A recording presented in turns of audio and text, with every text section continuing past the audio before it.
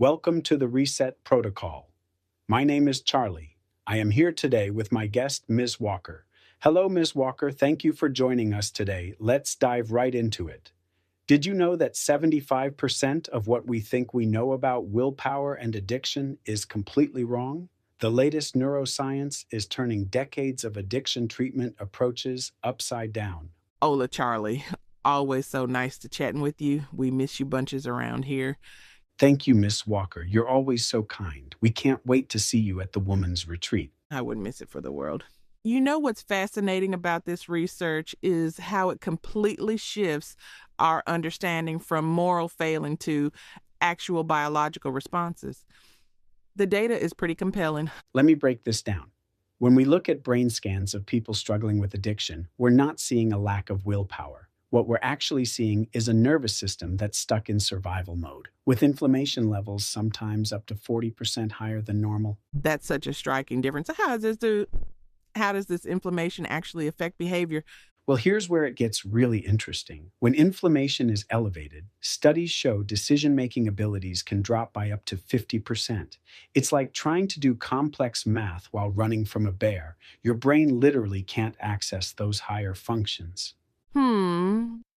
That explains why traditional rehab programs, which focus mainly on willpower, only have about a 30% success rate long term.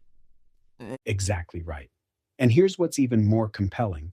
When treatment programs focus on nervous system regulation first, success rates can jump to over 60%.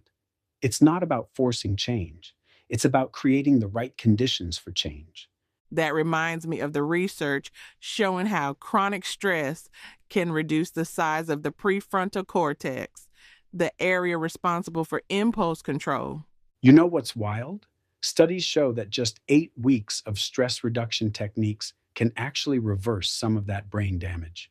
The body has an amazing capacity to heal when we give it the right support. So, what does that support actually look like in practice? Think of it like rebuilding a house. First, you need to create safety. That means stable routines, consistent sleep patterns, and regular meals. Research shows that just establishing regular meal times can reduce stress hormones by up to 25%. Well, that certainly challenges the old tough love approach to addiction treatment. Oh man, the data on tough love approaches is actually pretty devastating. Shame based interventions can increase relapse rates by up to 40%. When we shame people, we're literally triggering the exact nervous system response that drives addiction. That brings up an interesting point about relapse. The statistics show it's actually part of recovery for about 85% of people. And here's why.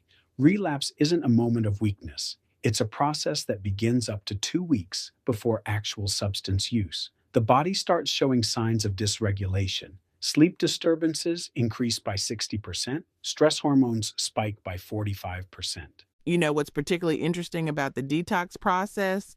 The brain actually needs about 90 days to begin establishing new neural pathways.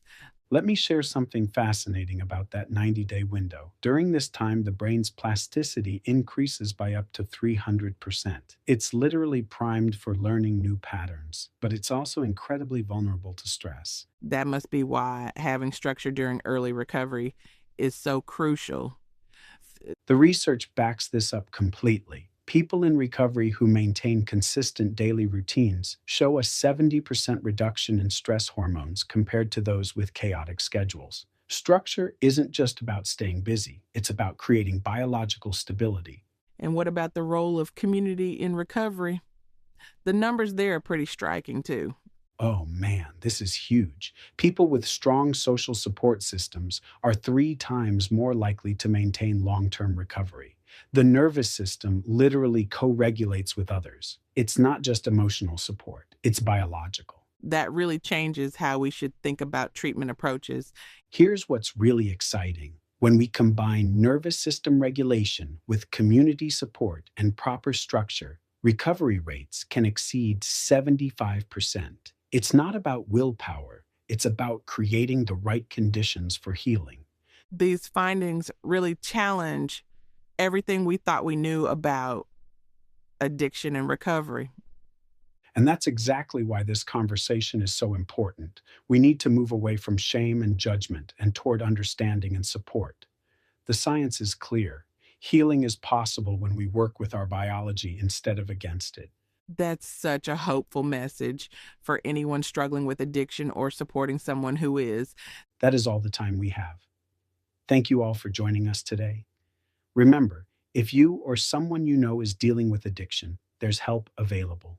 Recovery isn't about forcing change through willpower.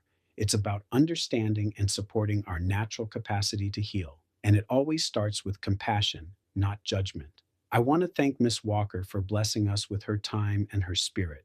Oh, sweet pea, we are grateful for you and for Nirvana and all of the tribe for all the support. We will see you soon, brother. And I want to thank all of our tribe members for making this possible, and thank everyone for listening today. We'll see you next time on the Reset Protocol, and take care, everyone.